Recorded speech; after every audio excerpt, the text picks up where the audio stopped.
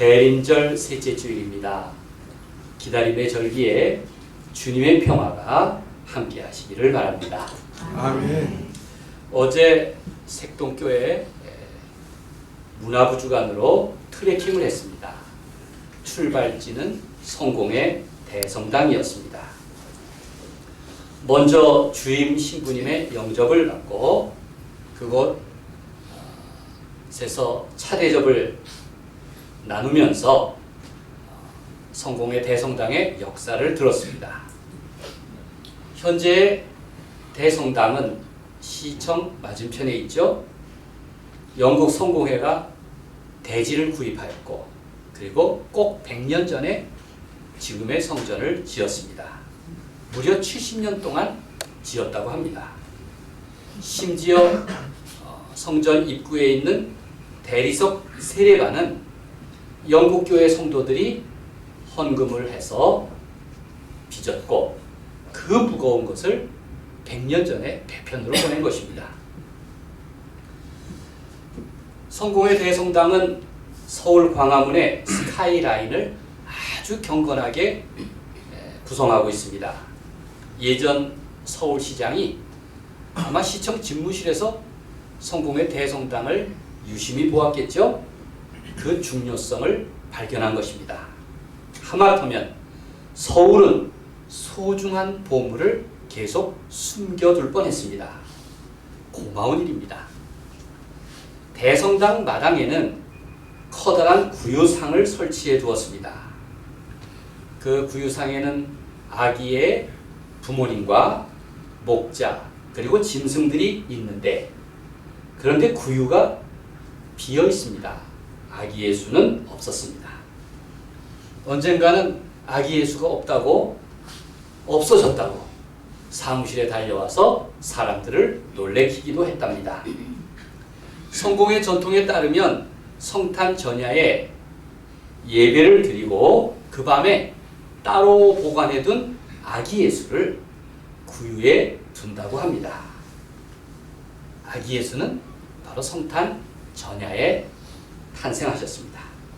그럼으로써 빈 구유는 마침내 임마누엘의 완성이 됩니다. 이렇게 성탄의 이야기를 전개하면서 아기 예수의 탄생을 기다리는 것입니다. 어제 배웠는데 가톨릭과 성공회는 대림절 셋째 주일을 오늘을 장미주일이라고 부른답니다. 가우다테, 즉 기쁨 혹은 환희라고 번역되는데 환희의 주일, 기쁨의 주일입니다. 그래서 장미색인 분홍의 제육을 입고 또 분홍색 초를 밝힌다고 합니다. 그렇습니다. 예수 그리스도는 이 땅에 환희 가운데 기쁨으로 오셨습니다. 다만 기다리는 사람의 경우에만 그렇다는 것입니다. 아무 생각 없이 사는 사람들에게 성탄이 무슨 흥미로운 소식이 되겠습니까? 그런 점에서 내게 있어서 성탄은 어떻습니까? 과연 기다림과 그리움과 목마름의 시간입니까? 지금 나는 무엇을 기다리고 있습니까? 오늘 하나님의 말씀은 기다리는 사람에 대한 말씀입니다. 두 가지 물음을 던지고 있습니다. 하나는 누구를 기다리느냐이고 또 하나는 무엇을 바라보느냐입니다. 그 중에 세례 요한이 있습니다. 그는 지금 감옥에 갇힌 상태에서 자기 제자들을 예수님에게 보내어서 여쭈었습니다. 그는 평생 메시아가 오신다는 비전을 선포했음에도 의구심이 있었습니다. 3절 말씀을 함께 읽겠습니다. 예수께 여짜오되 시작.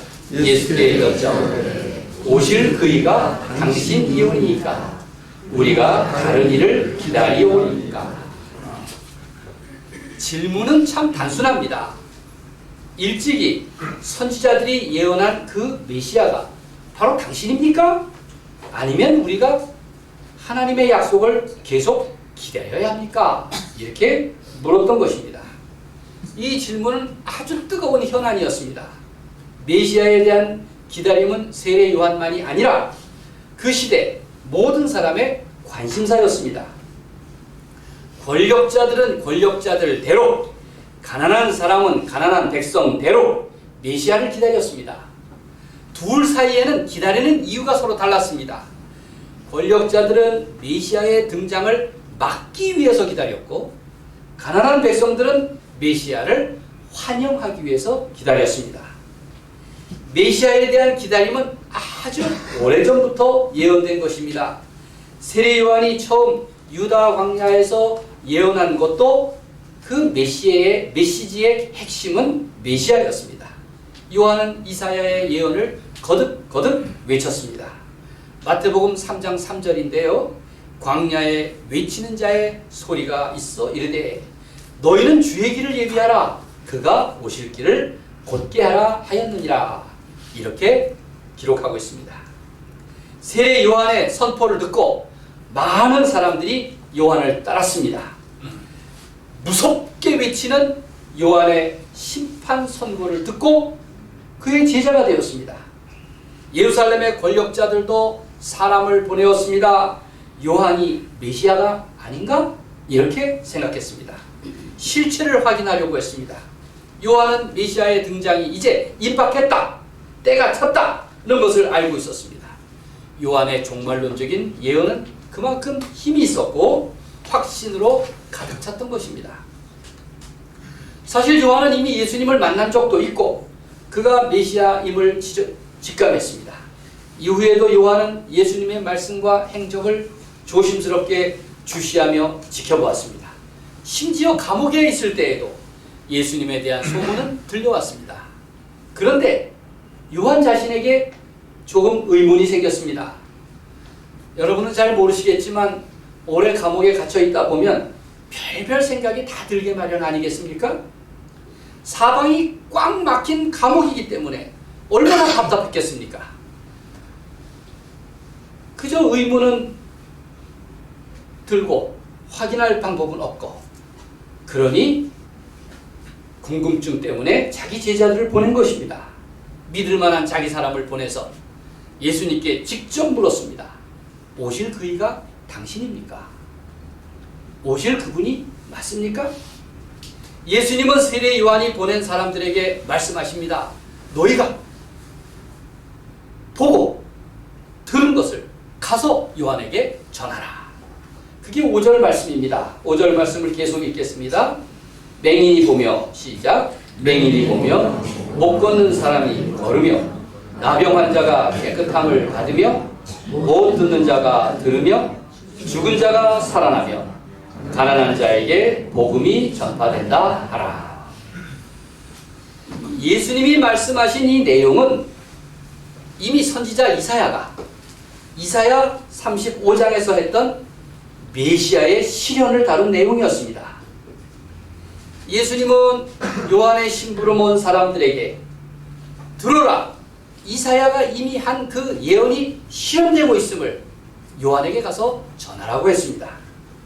세례 요한의 판단에 그는 오실 메시아가 심판자로 오실 거라 그렇게 생각했습니다. 그러나 감옥으로 돌려오는 예수님에 대한 소문을 들으니 판단이 흐려집니다. 심판자이기는커녕 너무나 자비로운 하나님을 전하는 것입니다. 자기 생각과 너무 달랐습니다. 자신은 심판주로 이 메시아가 오실 것을 예언했는데, 외쳤는데, 예수님은 하나님의 자비가 이미 실현되고 있음을 증거하고 있는 것입니다. 그때만 해도 요한은 하나님의 자비가 하나님의 심판보다 더 대단한 능력임을 알지 못했습니다. 그는 아직 하나님의 사랑의 복음을 이해하지 못한 것입니다. 예수님이 행하신 일이 무엇입니까? 인간에 대한 따뜻한 하나님의 사랑이었습니다. 하나님 나라의 통치는 세상 권력과 달랐습니다. 세상은 억압적이고 편파적이고 불공정합니다. 그러나 하나님은 진실하시고 자비로우셨습니다. 예수님은 이러한 위대한 하나님의 사랑을 자기 안에 받아들이는 사람, 그 사람을 가리켜 복이 있다, 이렇게 말씀하셨습니다. 그러니 여러분, 하나님의 말씀을 겸손히 받아들이고 그분의 자비를 인정하십시오. 내 삶에 품으십시오. 그것이 예수 그리스도를 영접하는 일입니다. 모든 성탄은 기다림으로부터 시작됩니다. 사복음서를 보십시오. 모두 기다리는 사람에 대한 이야기로 가득합니다. 마태복음은 다윗의 자손으로 오시는 메시아를 족보를 쭉 열거하면서 전하지 않습니까? 마가는 이미 하나님의 아들이 오셨다고 증언하고 있고, 누가복음은 소망 가운데 기다리는 사람 중 특별히 노인인 시므온과 안나에 대한 이야기를 따뜻하게 전하고 있습니다. 그리고 요한복음은 오늘 기도하신 내용처럼 참 빛으로 오신 메시아를 증언하고 있습니다. 처음 예수님에 대해서 메시아에 대한 소식을 구체적으로 예언한 사람은 이사야였습니다. 그는 주전 6세기 옛날 바벨론에서 포로로 살아가는 사람들을 향해 선포했습니다. 포로들은 고향으로 돌아갈 수 있을지 아니면 아예 포기해야 되는지 희망과 절망 사이에 살았습니다. 갈등과 긴장 속에 머물렀습니다. 그들 중에는 아주 소수의 사람이 꿈을 꾸었습니다. 그들은 비전을 품었습니다. 이사야는 그 소수의 꿈, 소수의 비전을 대변하는 선지자였습니다. 그게 이사야 35장 5절에서 6절 말씀인데, 그때 맹인의 눈이 밝을 것이요 못 듣는 사람의 귀가 열릴 것이며, 그때 저는 자는 사슴같이 뛸 것이며 말 못하는 자의 혀는 노래하리니, 이렇게 말씀하고 있습니다. 메시아에 대한 예언인데, 예수님께서 세례 요한에게 가서 전하라고 하는 그 내용이 바로 이 말씀 아닙니까? 이사야는 계속 말합니다. 하나님의 약속이 멀지 않았다는 것입니다. 이사야의 예언을 보면 비전으로 가득합니다. 비전이 무엇입니까? 아주 멀리 있는 것, 보이지 않는 것, 생각지도 못한 것이 내 눈앞에서 현실처럼 느끼는 것, 그게 비전 아닙니까? 텔레비전이 그렇지 않습니까? 예전에는 사람들이 비전이라는 단어를 많이 사용했습니다. 학교에서도 비전, 교회에서도 비전, 직장에서도 비전 하면서 그냥 도깨비 방망이처럼 비전을 떠들었습니다. 여러분도 다 비전 많이 이야기했을 겁니다. 그런데 금방 사라졌습니다. 그 비전이라는 것이 현실화될 것을 미리 보고 도전하고, 그리고 그렇게 살아가는 희망인데, 그런데 사람들은 한낱 도깨비 방망이처럼 생각했던 것입니다. 비전은 지금 내 현실에 그렇게 좌우되는 것이 아닙니다.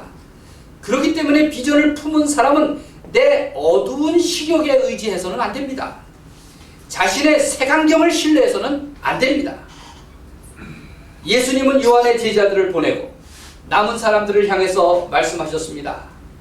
일찍이 광야에서 메시아가 오신다고 외쳤던 바로 그 세례 요한에 대해서 사람들에게 물으십니다. 너희는 무엇을 보러 광야에 나갔느냐? 예수님은 너희가 바람에 흔들리는 갈대를 보려고 나갔느냐? 이렇게 물으십니다. 예수님은 묻고 또 대답하시기를 아니다. 요한은 바람에 흔들리는 갈대가 아니다. 그는 이리저리 말을 바꾸고 마음을 바꾸는 흔들리는 선지자가 아니다. 그는 갈대 같은 존재가 아니다. 세례 요한은 심지가 대단히 굳은 사람이다. 그는 하나님의 말씀에 목숨을 건 그런 사람이라고 말씀하십니다. 그러면서 또 예수님은 그렇다면 너희는 무엇을 보러 나갔느냐? 부드러운 옷 입은 사람이냐? 아니다. 헤롯 안티바스 같은 그 권력자는 왕궁에 있다. 그는 메시아도 아니고 메시아는 결코 권력자로 오시질 않는다. 화려한 옷을 입은 메시아를 상상하지도 말아라. 아마 그 정반대일 것이라고 말씀하십니다. 세례 요한은 이 땅에 메시아를 예비하는 자로 왔습니다. 세례 요한은 예수님의 말씀처럼 선지자보다 더 나은 자요, 바로 메시아를 예비하러 온 광야에 외치는 자의 소리였습니다. 사람들은 누구나 다 자기가 상상해야 하는 메시아를 기대합니다. 문제는 자기의 입맛에 맞는 메시아를 기다린다는 점입니다. 어제 방문한 성공의 대성당 지하성당을 방문했습니다. 우리가 주임 신부님 덕분에 우리만의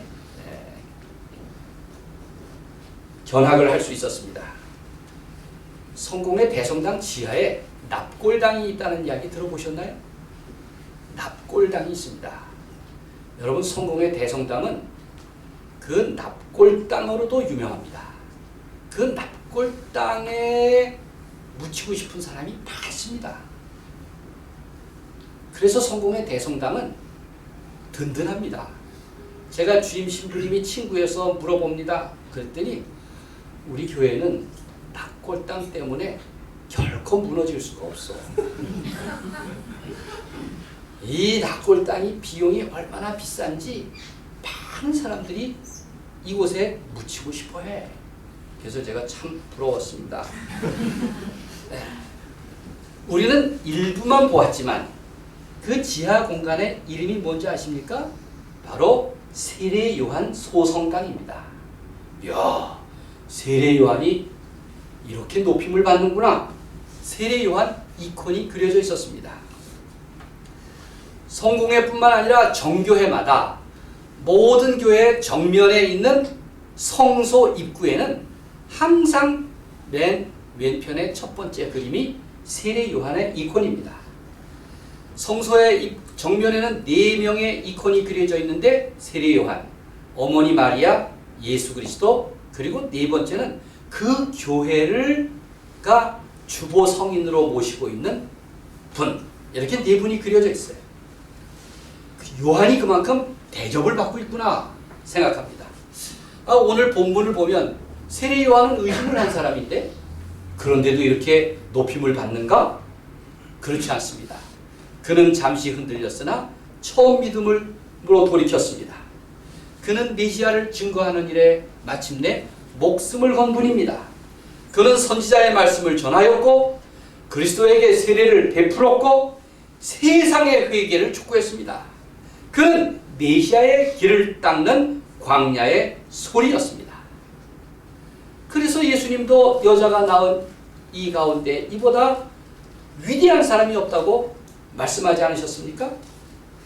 오늘의 교회도 세례 요한과 같은, 그리고 복음서에 등장하는 수많은 사람들처럼 그런 기다림이 필요합니다. 하나님의 기쁜 소식을 증언하는 일, 세상의 불의를 향해서 회개를 촉구하는 일, 그 기다림의 마음을 재촉하는 일, 그러한 복음의 증거가 필요한 것입니다.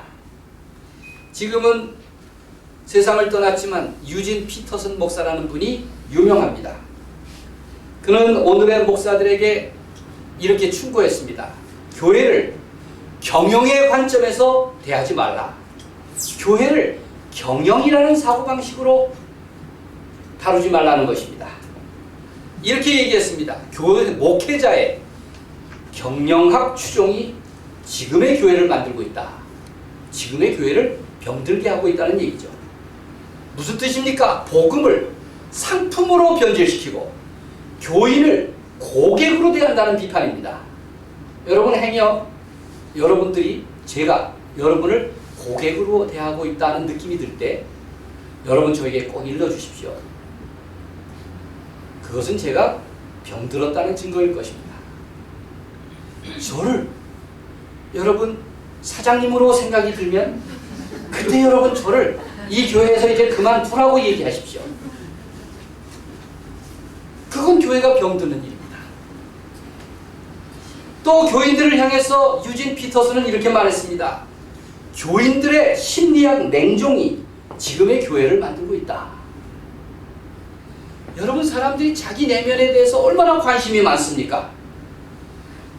그런 심리학 냉종 때문에 세상에도 관심이 없고 이웃에도 관심이 없고 복음의 본질에도 관심이 없다면 그건 참된 신앙이 될 수가 없습니다.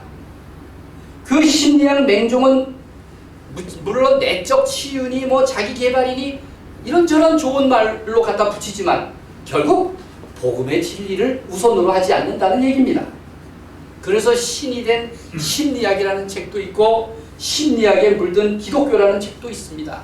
이게 다 그 위험성을 지적하고 있는 것입니다. 그래서 예수님은 오늘 우리를 향해 물으십니다. 아무런 위기 없이, 위기, 의식 없이 살아가는 사람들에게 좀 깨어 있어라.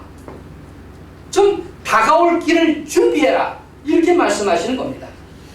자기 입맛에 따라 세상을 판단하고 자기 입맛에 따라 편을 가르고 자기 입맛에 따라 복음을 재단하는 그런 사람들을 향해서 좀 흔들리지 않는 영원한 중심이신 하나님께 소망을 두라고 그렇게 말씀하시는 겁니다. 겉모양과 형식에 치우쳐 사는 사람들에게 속사람, 그 속사람의 변화를 말씀하십니다. 열매 없이 살아가는 그 껍데기 인생들을 향해서 좀 열매를 맺는, 결실하는 9가지 성령의 열매를 소중히 여기는 그런 삶을 살라고 우리에게 말씀하시는 것입니다. 지난 주간에 제가 강회를 준비하면서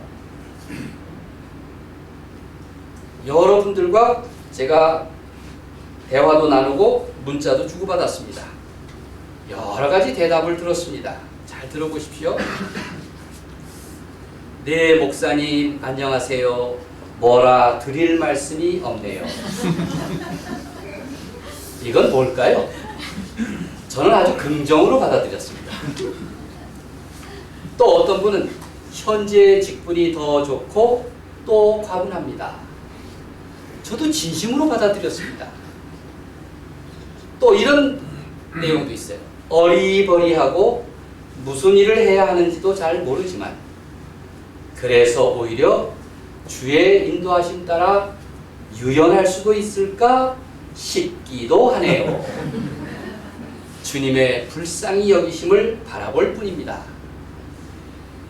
듣기에 따라서는 암호 같기도 하고 모호합니다. 그런데 저는 그 진심을 읽으려고 기도했습니다. 모두 정답을 보내주신 셈입니다. 그래서 고맙습니다. 베네딕토 수도회의 시리아 발터라고 하는 수녀는 그 역시 기다림의 사람입니다. 이맘때면 늘 그의 신에게 봉사하는 삶을 살기 위하여를 암송합니다. 누군가 집에 있어야 합니다. 주여 당신이 오실 때 말입니다. 누군가 당신을 기다리고 있어야 합니다. 저 아래 강가에서 도시 앞에서. 그렇지 않으면 당신이 언제 오시는지 누가 알겠습니까?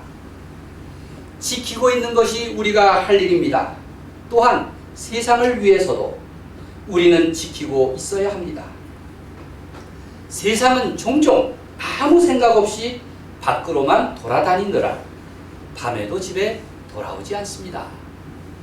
이렇게 길게 이어지는 시입니다. 시리아 발터는 자신의 시간을 살아가는 우리를 깨우고 있습니다. 이제 너는 하나님을 향해 너를 좀 개방하라고, 문을 열라고 권유합니다. 지금 너의 삶을 긍정하면서 더 나은 삶에 대한 비전을 품으라고, 꿈꾸라고 강구합니다. 그러기에 우리는 내일을 주관하시는 하나님을 의지하고 또 비전을 바라볼 수가 있는 것입니다.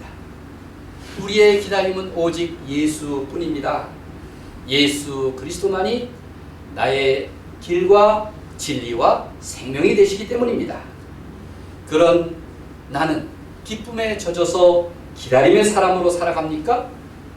환희에 물들어서 그리움의 사람으로 고대합니까? 그렇게 기다림, 그리움, 목마름으로 살아가는 우리 모두가 되기를 간절히 소망합니다. 하나님의 사랑과 평화와 회복하시는 은총이 우리와 함께 하시기를 주님의 이름으로 축원합니다. 아멘. 기도하겠습니다.